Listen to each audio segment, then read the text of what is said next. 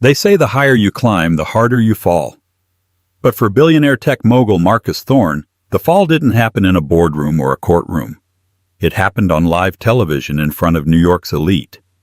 He thought his pregnant wife Sarah was at home, bedridden and helpless. He thought he could wrap his arms around his mistress Jessica and celebrate his victory without consequence. He was wrong. When the spotlight shifted, it wasn't to applaud him. It landed on a woman emerging from the shadows, belly round, with his child eyes burning with a cold, calculated fury. Marcus thought he ran the show, but he was about to learn that he was just a guest in her world. This isn't just a story about cheating. It's a masterclass in revenge. Watch until the end to see how one woman destroyed an empire without shedding a single tear. The chandeliers of the Pierre Hotel ballroom didn't just sparkle. They seemed to judge. Beneath them, the creme de la creme of Manhattan society swirled in a sea of black ties and designer silk. It was the annual Thorn Foundation Gala, the night where charity served as a thin veil for aggressive networking and ego-stroking. At the center of it all stood Marcus Thorn. At 38, Marcus looked every inch the conqueror. Tall with a jawline that could cut glass and eyes the color of cold steel, he wore a tuxedo that cost more than most people's cars. He held a flute of vintage Krug champagne, accepting congratulations with the practiced humility of a man who believed he was a god. "Incredible quarter, Marcus," said Silas Vane, a hedge fund manager with a predatory grin. "The Neuralink merger genius. Stocks are up 40% since Tuesday." Marcus swirled his drink, offering a slight nod. "It was necessary, Silas. Evolution is painful but profitable." "And Sarah?" Silas asked, his eyes darting around the room. "Is the lovely wife making an appearance tonight?" Marcus's smile didn't falter, but a microscopic tension tightened the corners of his eyes. "Sarah is resting. The doctors insisted. The pregnancy has been difficult. She sends her regrets." "A shame," Silas murmured, though he didn't look disappointed. He looked knowing. Everyone knew, or at least everyone who mattered knew. Sarah Jenkins, the quiet, unassuming woman Marcus had married 5 years ago, was the starter wife. She was the woman who had packed his lunches when he was coding in a garage, the woman who had proofread his pitch decks. But now Marcus was a titan, and titans didn't need supportive partners. They needed trophies, and Marcus had already picked out his upgrade. Standing just a few feet away, pretending to examine an abstract sculpture up for auction, was Jessica Sterling. 24 years old, a former runway model turned brand ambassador for Thorn Tech. She was a vision in crimson silk, the dress slashed high up the thigh, her blonde hair cascading in loose waves. She was everything Sarah wasn't: loud, vibrant, and undeniably public. As Silas drifted away, Marcus stepped closer to Jessica.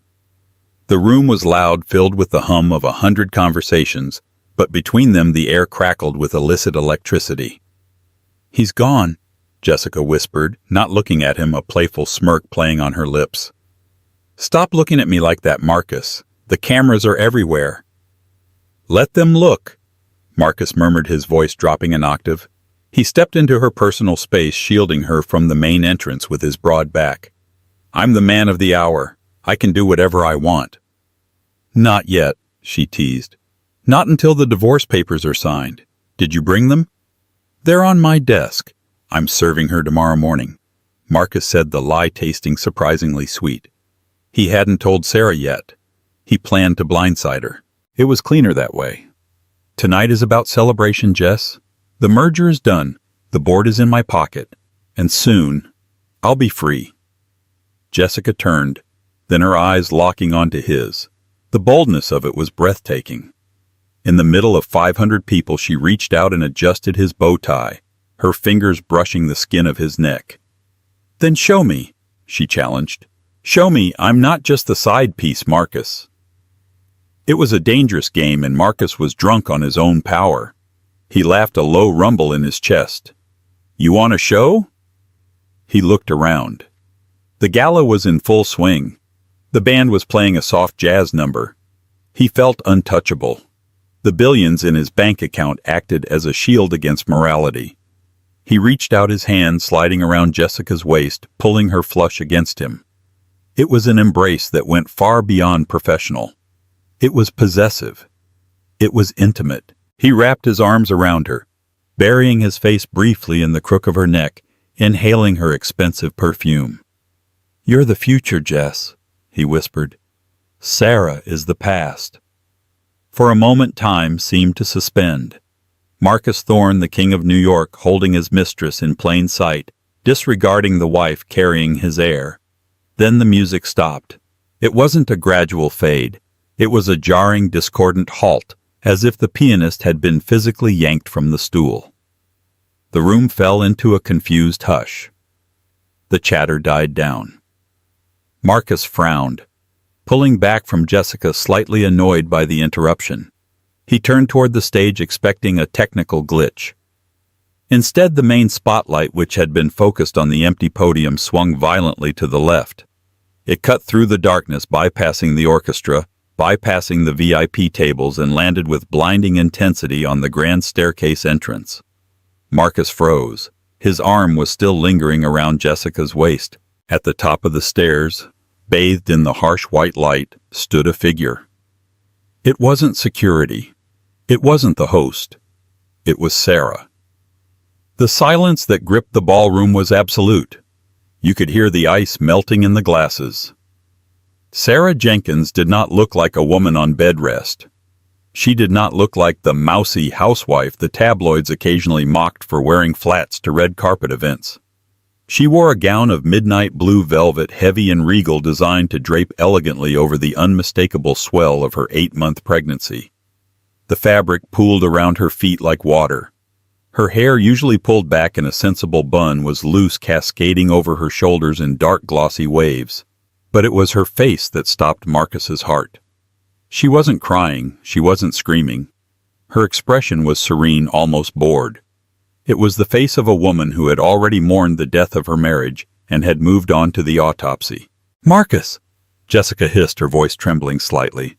"What is she doing here? You said she couldn't walk." Marcus didn't answer. He couldn't. His brain was misfiring, trying to reconcile the image of his docile wife with this commanding figure looming above them. He instinctively dropped his arm from Jessica's waist, stepping away as if he'd been burned. Sarah began to descend the stairs. Click, clack, click. The sound of her heels on the marble steps echoed through the silent room. She didn't use the railing. She walked with a terrifying grace, one hand resting protectively on her stomach, the other swinging loosely at her side, clutching a small black remote control. Every eye in the room darted between the three of them: the billionaire, the mistress, the wife. It was a tableau of humiliation, but no one was sure who was about to be humiliated yet. As Sarah reached the bottom of the stairs, the crowd parted for her. It wasn't out of politeness. It was out of fear. She radiated an energy that was cold and sharp. She walked straight past the guests, ignoring the whispers, and headed directly for the stage. Marcus finally found his voice. He lunged forward, his face flushing red. "Sarah, what the hell are you doing? You're making a scene!" He tried to intercept her, grabbing her arm as she passed him. Sarah stopped. She didn't pull away. She just looked down at his hand on her velvet sleeve, then up at his eyes. Her gaze was devoid of love, devoid of hate. It was empty.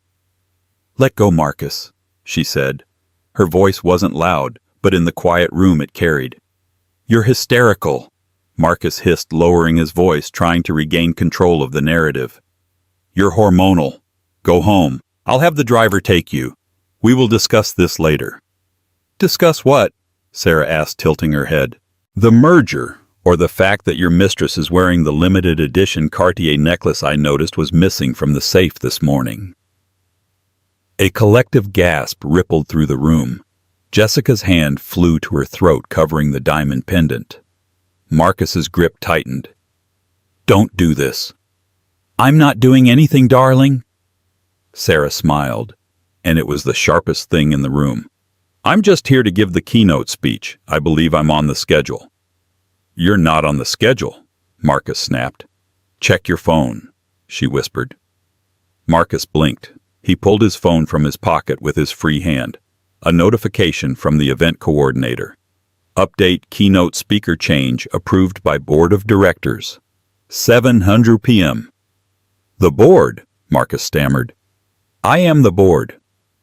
Not as of 10 minutes ago, Sarah said softly.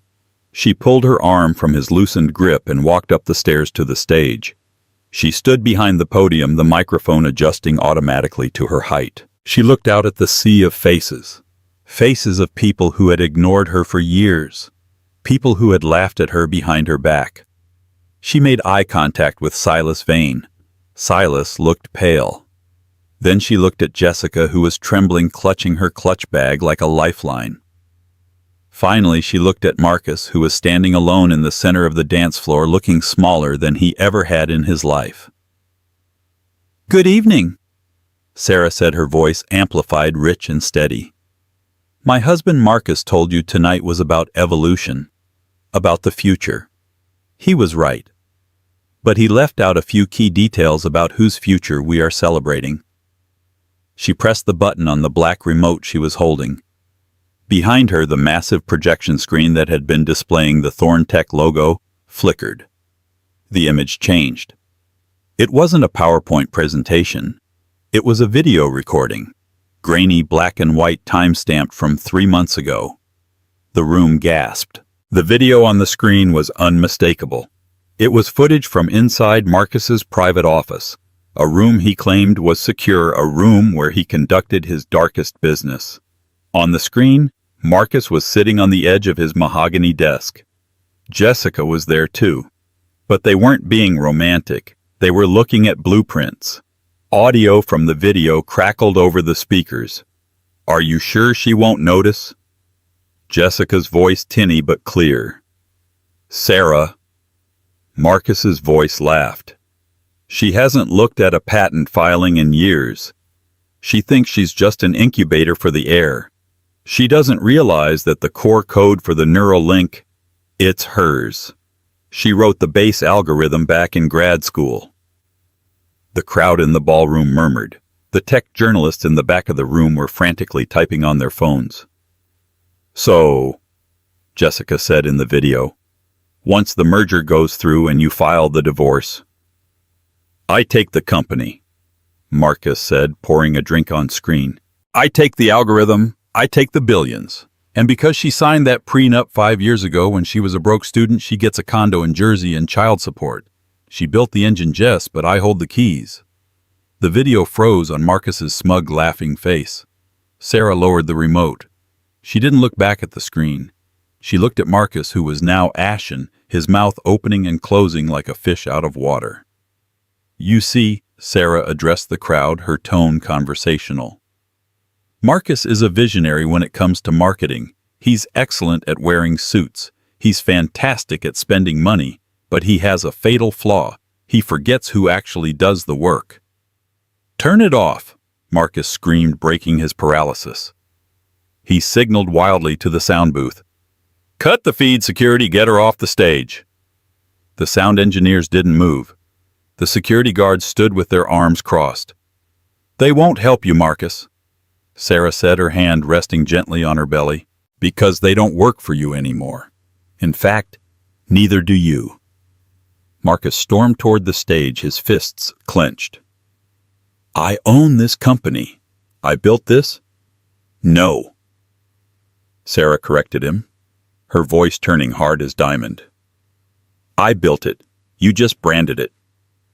She reached into the podium and pulled out a thick document. She held it up. This, she said, is the original patent registration for the neural link architecture, dated 6 years ago, before we were married, before Thorn Tech existed, and the name on the registrant line isn't Marcus Thorn. She paused for effect. It's Sarah Jenkins. That's a lie, Marcus yelled, now at the foot of the stage, looking up at her like a rabid dog. It's community property. Actually, Sarah continued, ignoring him, since the intellectual property was created prior to the marriage and never formally transferred to the corporation, it remains my sole property. And the licensing agreement I graciously allowed Thorn Tech to use. She ripped the document in half. The sound was satisfyingly loud in the microphone. I just revoked it. A chaotic murmur erupted. Stockbrokers in the room were already shouting into their phones, screaming, "Sell, sell everything, without that IP," Sarah said, her voice cutting through the noise. Thorn Tech is essentially a company that sells fancy plastic boxes. The stock is plummeting as we speak. I released a press statement 5 minutes before I walked out here. She looked down at Jessica, who was crying now, mascara running down her cheeks. "And Jessica," Sarah said, her voice softening with mock pity, "I hope you enjoyed the gala. I hope the champagne was cold. Because that necklace you're wearing, it was purchased with company funds. That's embezzlement. The NYPD is waiting in the lobby. They'd like a word with you, and Marcus." Marcus spun around. 2 uniformed officers were walking through the main doors, flanked by a man in a sharp gray suit. Marcus recognized the man in the gray suit. It was Alexander Sterling, Jessica's father, and the fiercest litigator in the state. But Alexander wasn't looking at Marcus with support. He was looking at him with pure, unadulterated hatred. "Sarah," Marcus pleaded, his arrogance evaporating into panic. "Baby, wait. We can talk about this. Think about the baby. You're stressed. Let's go backstage." Sarah laughed. It wasn't a happy laugh. It was a dark, triumphant sound. "Oh, I am thinking about the baby, Marcus. That's why I did this. I wasn't going to let my child be raised by a thief and a liar." She leaned into the microphone for one final blow. "I filed for divorce this morning. Since the prenup you mentioned in that video was based on a fraudulent disclosure of assets, specifically your failure to disclose that my work was the company's only value, it has been voided by the courts. I'm taking the house. I'm taking the liquid assets, and I'm taking the company." She stepped back from the podium. "Enjoy the party, everyone. The bar is open. On me." The back seat of a squad car smells like old vinyl, stale sweat, and disinfectant. For Marcus Thorn, a man whose life was scented with sandalwood and imported leather, the sensory shock was almost as jarring as the handcuffs biting into his wrists. The ride to the 19th precinct was a blur of flashing lights and the humiliating click of paparazzi cameras. They were waiting. Of course they were waiting. Sarah's press release had gone out with the precision of a drone strike. By the time Marcus was shoved into the back of the cruiser, his face was already trending on every social media platform globally. The headline wasn't "Tech Mogul Celebrates Merger," it was "Thorn Toppled the Billion-Dollar Betrayal." Inside the precinct, the reality of his situation began to settle in like concrete. He was stripped of his belongings, his phone, his platinum watch, his belt, and his shoelaces. He was processed like a common criminal. The officer taking his fingerprints, a burly man named Sergeant O'Malley, didn't look impressed by the net worth Marcus usually wielded like a weapon. "Turn to the right," O'Malley grunted. Click. Left. Click. "I need my lawyer," Marcus demanded for the 10th time, his voice cracking. "Do you know who I am? I can buy this precinct." "You can't buy anything right now, pal," O'Malley said, handing him a rough towel to wipe the ink from his fingers. "Your assets are frozen. Judge signed the order 20 minutes ago. You're lucky we're not putting you in general pop tonight." Marcus was led to an interrogation room. It was a cold, windowless box with a steel table bolted to the floor. He sat there for hours, stewing in a mixture of rage and terror. He kept waiting for Jessica. Surely her father, Alexander Sterling, would be down here raining hellfire on the department. Alexander was ruthless. He would get them both out. But when the heavy metal door finally creaked open, it wasn't Alexander Sterling. It was a detective accompanied by a woman Marcus didn't recognize. A sharp-eyed assistant district attorney named Helen Ross. "Where is Alexander?" Marcus snapped. "Where is Jessica?" Detective Miller pulled out a chair and sat down, dropping a thick file onto the table. "Jessica Sterling has been released." Marcus let out a breath he didn't know he was holding. "Good.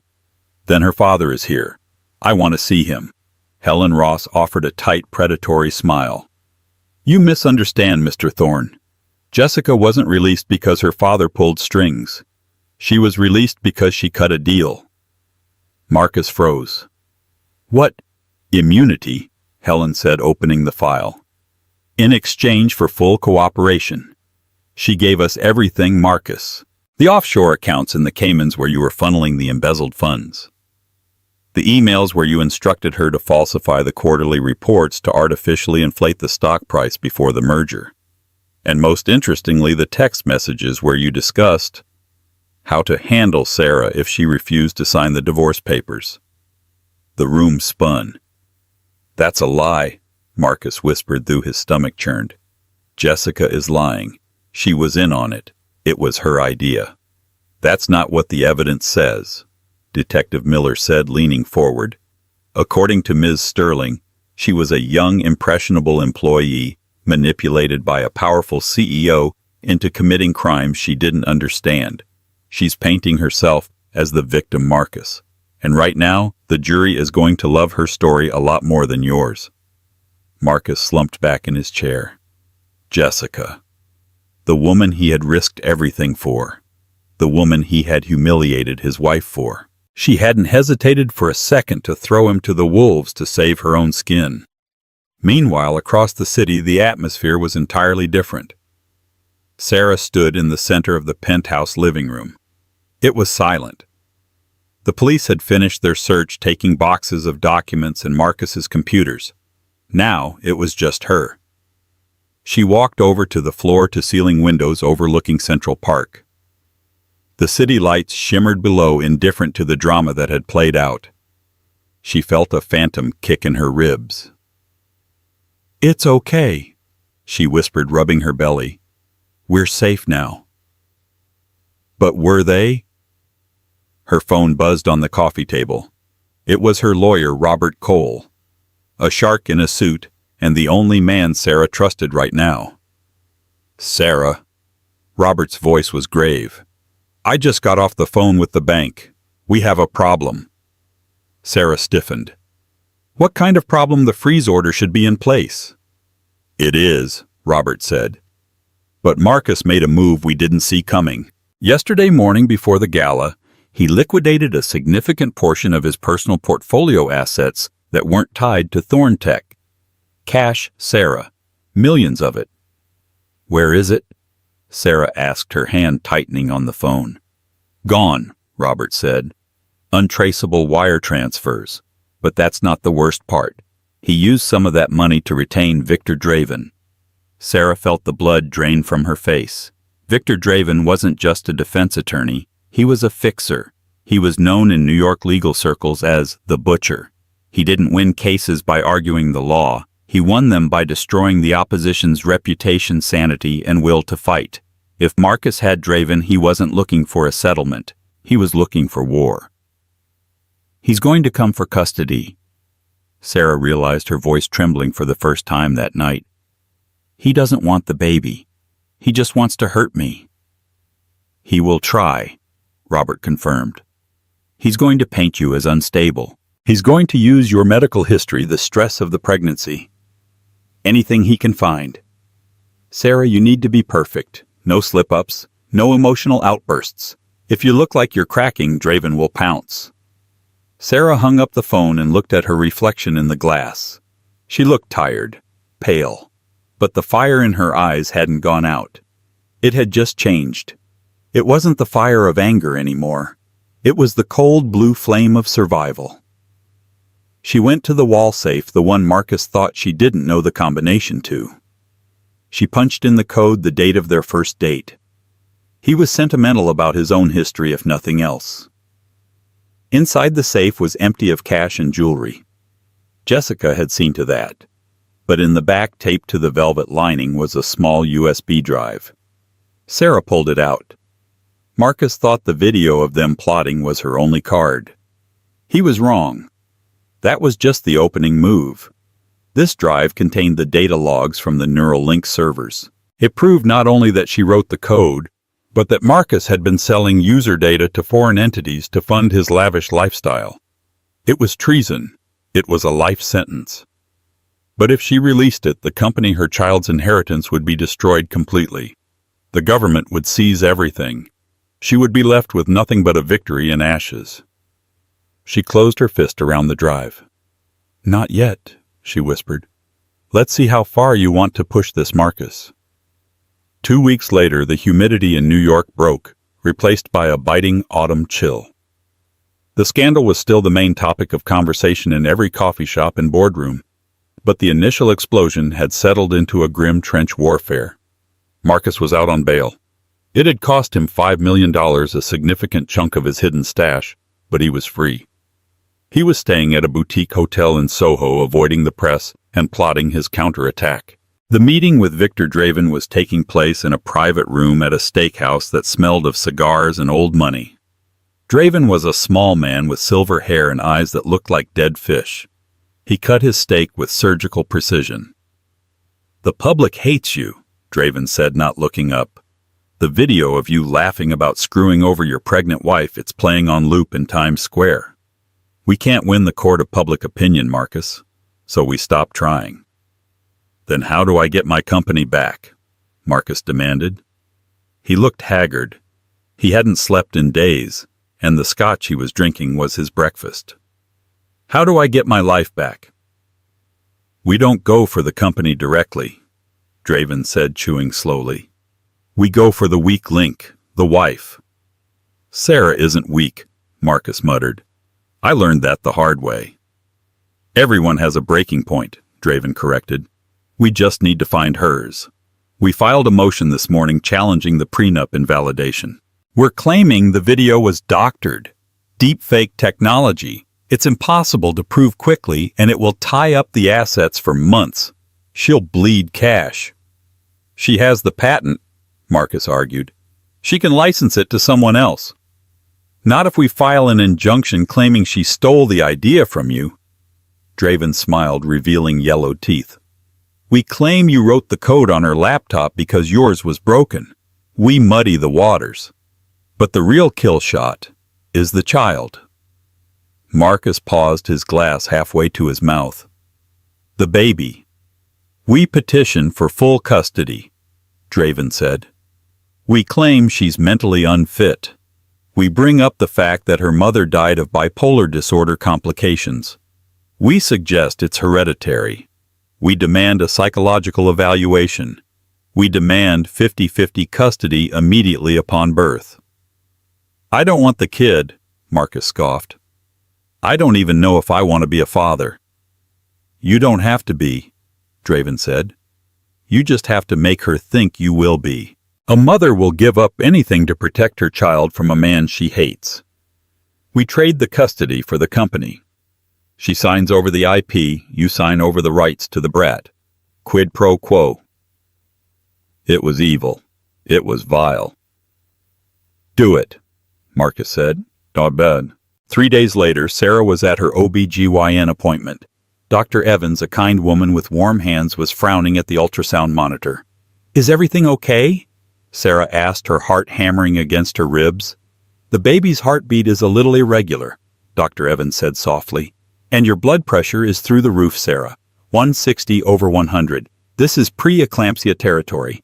You're under immense stress." "I'm in the middle of a war," Sarah said, staring at the ceiling tiles. "I can't exactly take a spa day." "You have to," Dr. Evans warned. "If this pressure doesn't come down, we might have to induce early. The baby needs at least 2 more weeks to be fully safe. If you have a stroke, Sarah, you both could die." Sarah left the clinic feeling fragile for the first time since the gala. The physical toll was catching up to her. As she walked to her waiting car, a man in a dark hoodie stepped out from the alleyway. Sarah's security guard, a massive ex-Marine named Tony that Robert had hired, stepped in front of her immediately. "Step back," Tony barked. The man lowered his hood. It wasn't an attacker. It was a process server. He tossed a manila envelope at Tony's feet. "Served?" The man grunted and sprinted away. Tony picked up the envelope and handed it to Sarah. Her hands shook as she opened it. Superior Court of New York. Petition for emergency custody. Petitioner Marcus Thorn. Respondent Sarah Jenkins. Allegation psychological instability. Danger to child. Sarah read the words and the world tilted. He was using her mother's medical history against her. He was twisting her silence, her focus, into depressive episodes. She felt a sharp stabbing pain in her abdomen. Not a kick, a contraction. "Tony!" she gasped, dropping the papers. They scattered on the wet pavement. "Miss Jenkins?" Tony turned alarm on his face. "Hospital!"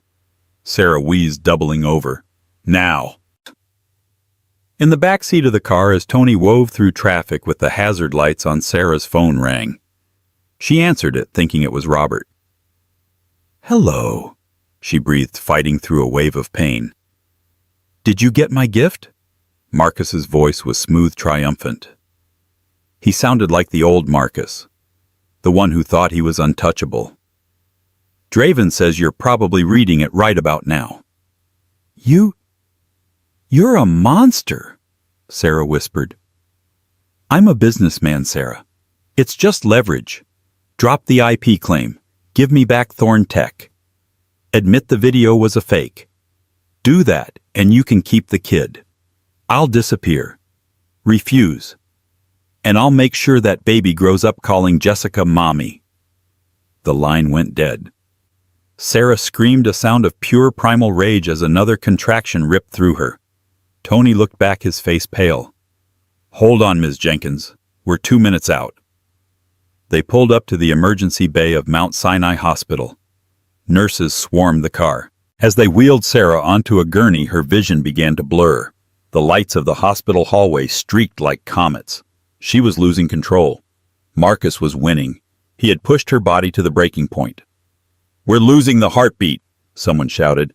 "Get the NICU team down here. We need to do an emergency C-section. Now!" As the anesthesia mask was lowered over her face, Sarah's last thought wasn't of the company or the money or the revenge. It was of the tiny, innocent life inside her. "I failed you," she thought as the darkness took her. Sarah woke up to the sound of beeping. Constant rhythmic beeping. She blinked her eyes, adjusting to the dim light. She was in a recovery room. Her body felt heavy, like it was made of lead. She reached for her stomach. It was flat. Panic, cold and sharp, spiked in her chest. She tried to sit up, but a hand gently pushed her shoulder back down. "Easy, Sarah. Easy." She turned her head. Sitting in the chair beside her bed wasn't a nurse. It wasn't Robert. It was a man she hadn't seen in 10 years. He was wearing a faded leather jacket over a gray t-shirt. He had dark, messy hair and tired eyes that softened when they looked at her. Lucas Ford, the man she had dated in college, the man she had broken up with because Marcus told her he wasn't ambitious enough. Lucas, who had been a brilliant investigative journalist before he vanished to cover wars overseas. "Lucas," she croaked, her throat dry as sandpaper. "What? Why are you here?" "Robert called me," Lucas said, his voice gravelly. "He said you were in trouble.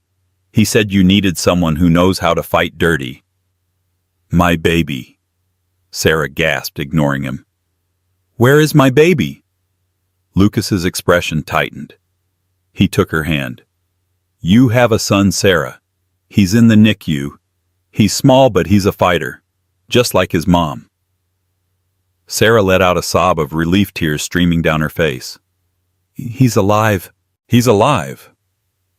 "He is," Lucas said. "But we have a problem." Sarah wiped her eyes. "What problem?" Lucas pulled a newspaper from the bedside table. The headline screamed in bold black letters. "Tragedy for Thorn. Wife hospitalized after mental breakdown. Tech mogul granted temporary guardianship of newborn." Marcus moved fast. Lucas said, his anger radiating off him like heat. "While you were in surgery, Draven got an emergency judge to sign an order. Since you were incapacitated and unstable, and since Marcus is the biological father..." Lucas hesitated. "Tell me," Sarah whispered, her voice hardening. "Marcus has custody," Lucas said. "As soon as that baby is discharged from the NICU, Marcus is taking him." The machine monitoring Sarah's heart rate began to speed up. Beep, beep, beep. But this time it wasn't fear. It was fuel. Sarah looked at Lucas. "You're an investigative journalist, Lucas. You find things people want hidden. That's what I do. Lucas nodded. Find out everything about Victor Draven, Sarah said. Find out about the judge who signed that order. Find out where Marcus is hiding the money. She tried to sit up again, and this time she succeeded, wincing through the pain of her incision. He thinks he's won because he took my son, Sarah said, her eyes dark and terrifying. He didn't win. He just gave me a reason to stop following the law. What are you going to do? Lucas asked. I'm going to kill Thorn Tech, Sarah said, and I'm going to bury Marcus under the rubble. 3 days later, the world stopped working. It started small. Users of the Thorn Tech Link smartwatches noticed their devices wouldn't sync. Then the smart home hubs installed in over 10 million homes began to flash a singular, ominous red light. Finally, the massive servers that powered the Neuralink cloud infrastructure used by hospitals and banks globally went dark. In a frantic boardroom on the 40th floor of Thorn Tower, Marcus Thorn was screaming. "Fix it!" he bellowed, throwing a tablet across the room. It shattered against the wall. "I pay you idiots millions a year. Why is my entire ecosystem offline?" The chief technical officer, a sweaty man named Peters, looked like he was about to vomit. "We can't, sir. It's not a bug. It's an encryption lock. Someone activated a dormant kill switch in the kernel code. It's military grade. Without the decryption key, the hardware is just bricks." "Who has the key?" Marcus demanded, though he already knew the answer. "The original architect," Peters whispered. "Sarah." Marcus slammed his fist onto the table. "Get her on the phone. Get Draven. If she wants war, I'll bury her." But Marcus had bigger problems than a crashed server. From the adjacent room, his private office, a high-pitched, relentless wailing pierced the air. His 3-day-old son, whom the nurses had named Leo because Marcus hadn't bothered to give him a name, was screaming. Marcus had fired the night nurse an hour ago for incompetence because the baby wouldn't stop crying. Now, alone with the infant, the billionaire master of the universe was completely helpless. He stormed into the office. The baby was in a portable bassinet, red-faced and trembling. Marcus looked at the child not with love, but with the annoyance one feels for a malfunctioning appliance. "Shut up!" Marcus yelled at the infant. "I gave you a bottle. What do you want?" The baby, sensing the aggression, cried harder. Marcus's phone rang. It was Victor Draven. "Bad news," Draven said. His voice clipped. "Sarah isn't in the hospital.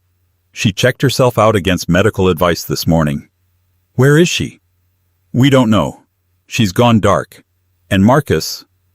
The judge is getting nervous. The press is asking why a mother recovering from a C-section was denied access to her child. The optics are shifting. If you can't get that company back online in 24 hours, the board is going to vote to remove you as CEO. You need to settle with her." "I don't settle," Marcus snarled. "Find her." Sarah was not hiding. She was hunting. She was sitting in a cramped, windowless van parked 2 blocks away from the criminal court, hooked up to a bank of monitors. Her incision burned with every movement, but the adrenaline masked the pain. Next to her, Lucas Ford was typing furiously on a laptop. "I found it," Lucas said, his eyes wide. "It was buried deep, Sarah. Shell companies inside shell companies. But I found the link." "Show me," Sarah said, leaning in. "Judge Holloway." Lucas pointed to a flow of digital transactions. 3 days before he signed the emergency custody order, a Cayman Islands trust deposited $200,000 into an account owned by his wife's LLC. The source of the funds, Titan Consulting. "And Titan Consulting," Sarah asked, "is a subsidiary of a holding company owned by Victor Draven," Lucas finished. "They bought the judge, Sarah. It's a direct bribe." Sarah stared at the screen. This was it. This was the smoking gun. But it wasn't enough to just win custody. She needed to ensure Marcus could never hurt anyone again. "We need one more thing," Sarah said. "We need a witness to corroborate the intent. We need someone who was in the room when they planned it." "Who?" Lucas asked. Draven is a vault. Marcus is a narcissist. Jessica, Sarah said. Lucas frowned. The mistress, she hates you. She helped Marcus try to ruin you. She did help him, Sarah corrected, until he threw her under the bus to the police. Marcus has no loyalty.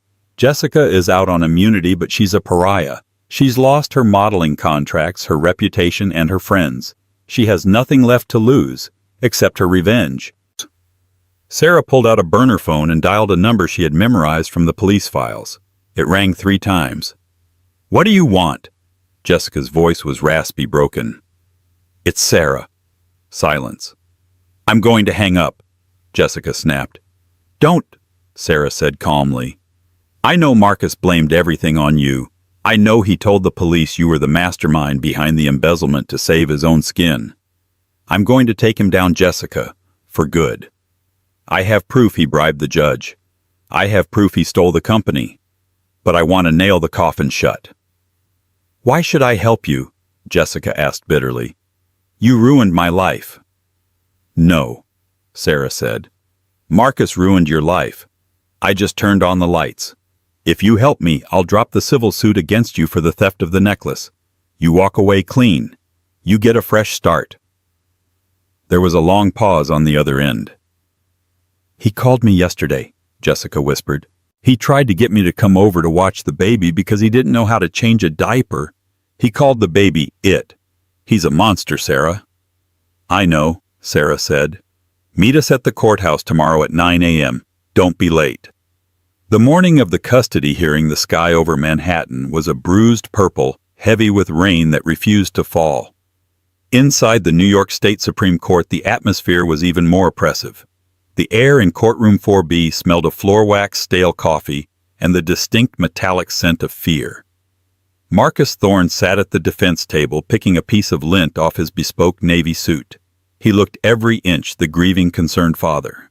To his right sat Victor Draven, the butcher, who was currently checking his watch with the bored expression of a man who already knew the score of the game before kickoff.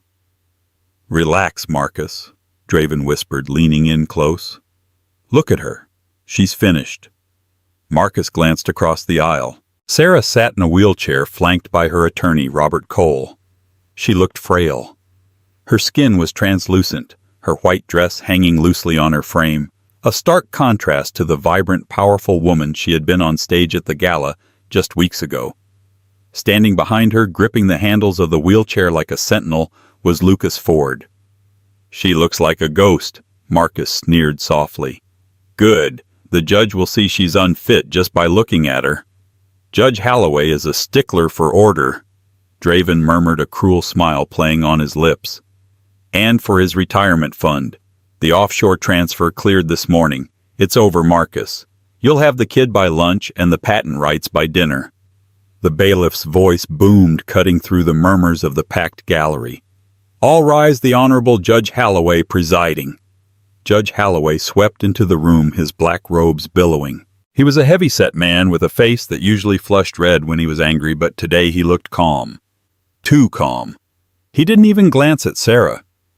Be seated. Holloway grunted, shuffling papers. We are here regarding the emergency custody petition for the minor Leo Thorn. Mr. Draven, let's make this quick. I have a full docket. Draven stood, buttoning his jacket. He didn't walk to the podium. He stood by the table, projecting an air of casual dominance. Your Honor, Draven began, his voice smooth as oil. The facts are simple. The mother, Ms. Jenkins, is currently suffering from a severe postpartum psychotic break. She has engaged in corporate sabotage, causing billions in damages. She has fled medical care against advice. She is homeless, paranoid, and vindictive. My client, Mr. Thorn, is a pillar of the community who simply wants to protect his son from a woman who has clearly lost her grip on reality. Holloway nodded, pretending to take notes. Miss Jenkins's counsel, do you have anything to add before I rule? Robert Cole stood up. He didn't look defeated. He looked sharp. Actually, Your Honor, we do. We are not here to contest the mental state of my client. We are here to contest the criminal conspiracy orchestrated to steal her child. Objection! Draven barked, laughing. Conspiracy, Your Honor, this is desperate. I have a witness, Robert said, his voice cutting through Draven's laughter. Someone who was in the room when Mr. Thorn and Mr. Draven planned this transaction.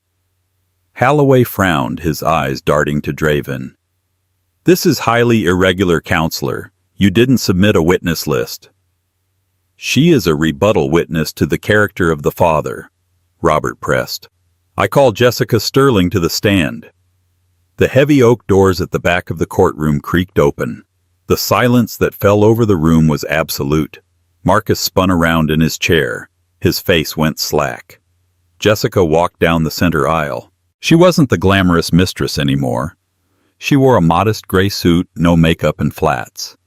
She looked tired, but her walk was steady. She didn't look at the cameras flashing in the gallery. She didn't look at Sarah. She looked straight at Marcus. This is absurd, Marcus hissed to Draven. Stop her. I can't, Draven whispered, his brow furrowing. If she testifies and we silence her, it looks like guilt. Jessica took the stand. She swore the oath, her hand trembling slightly on the Bible. Ms. Sterling, Robert asked gently, what is your relationship to the defendant? I was his mistress, Jessica said, her voice small but clear, and his personal assistant. And did you have a conversation with Mr. Thorn regarding his son Leo? Yes, Jessica said. She took a deep breath. 3 days after the baby was born, Marcus called me. He was angry because the baby was crying. He told me... She paused, biting her lip. He told me that he wished the baby had never been born.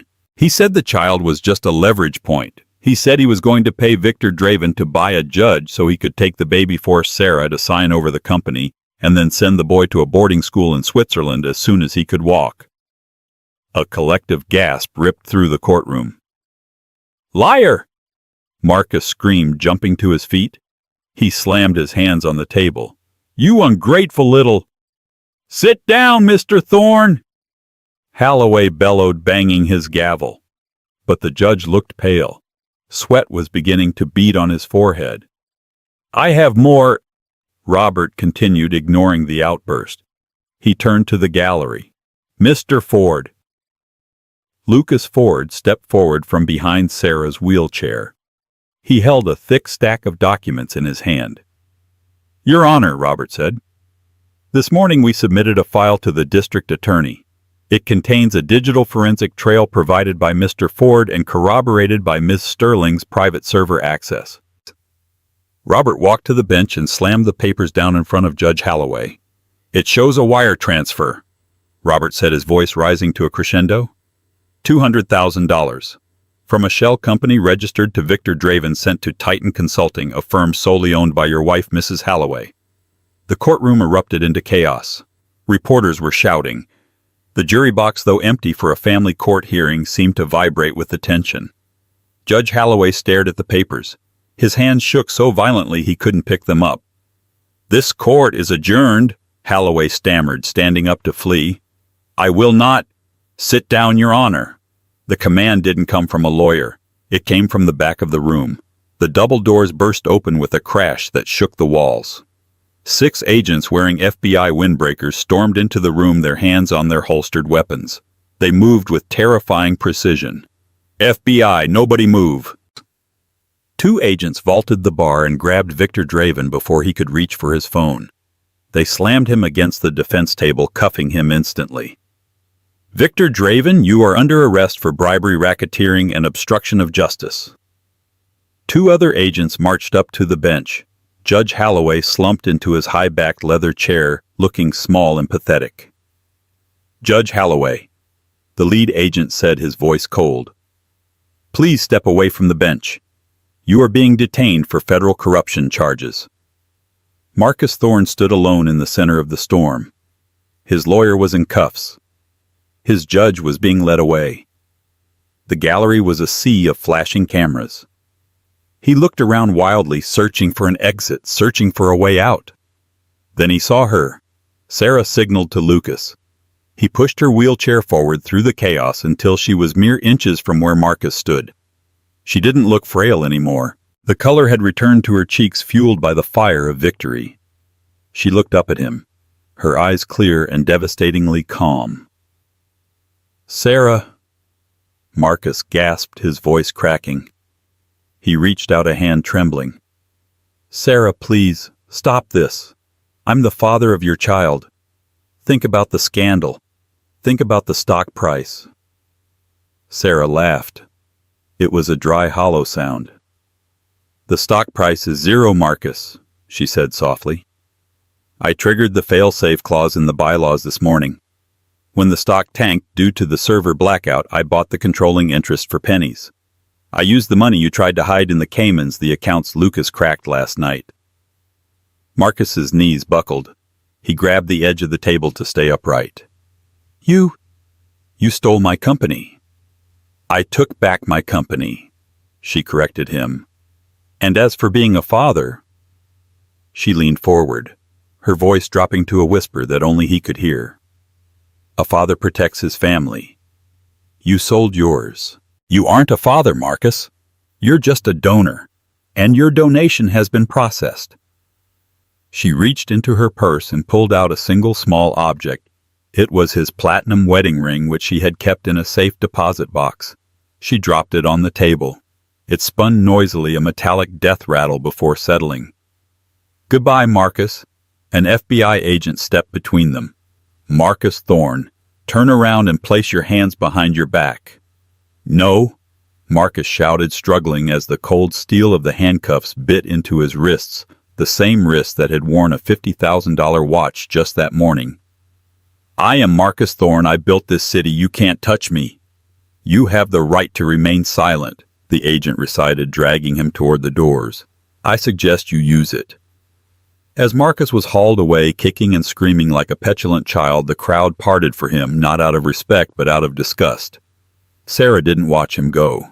She turned her wheelchair toward Lucas, who was smiling down at her. "Let's go home," she said. "My son is waiting." Lucas nodded, taking the handles of the wheelchair. As they exited the courthouse, stepping out into the rain that had finally begun to fall, washing the grime off the city streets, Sarah took a deep breath of the fresh, cold air. The Titan had fallen. The Queen had risen. And for the first time in years, the silence wasn't a sign of submission. It was the sound of peace. Talk about a mother's instinct. Sarah didn't just protect her child. She dismantled an entire corrupt empire brick by brick. Marcus thought he could treat people like disposable objects, but he learned the hard way that when you push a good woman too far, she doesn't break, she conquers. What was your favorite part of Sarah's revenge? Was it the hacked presentation at the gala or the courtroom takedown? Let me know in the comments. And hey, if you love stories where justice is served, cold smash that like button. It really helps the algorithm. Don't forget to subscribe and turn on notifications so you're the first to see our next story. See you next time.